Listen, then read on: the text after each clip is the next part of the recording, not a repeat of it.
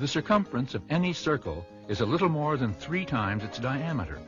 In other words, the ratio of circumference to diameter is about 3.14, a fundamental constant of nature denoted by the Greek letter pi.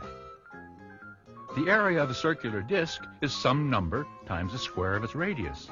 This factor A is another fundamental constant of nature. Surprise! It's the same number pi. To see why this is true, unwrap half the circumference for reference. Divide the disk into an even number of equal slices and rearrange them to form a sort of parallelogram with the same area as the disk.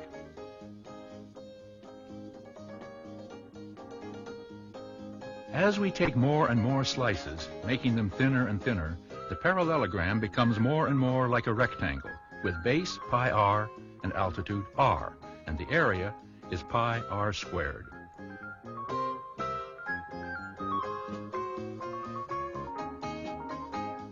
Here's another method.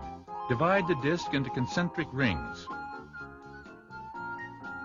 Unwrap them and pile them up like this.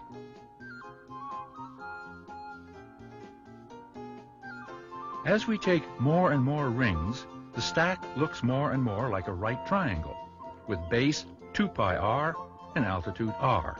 Its area, 1/2 base times altitude, is pi r squared. The decimal digits of pi have no regularly repeating patterns.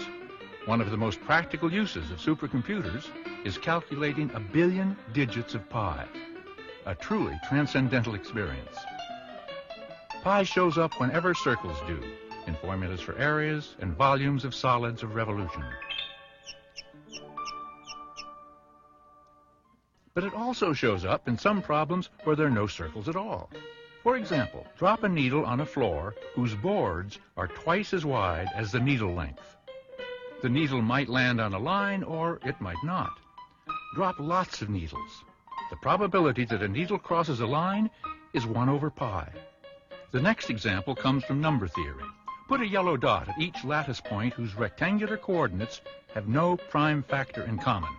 Another way of saying this is, put a yellow dot at each lattice point that's visible from the origin. The dark dots are hidden behind the bright ones. The probability that a lattice point is visible from the origin is 6/pi squared. Pi has something to do with prime numbers.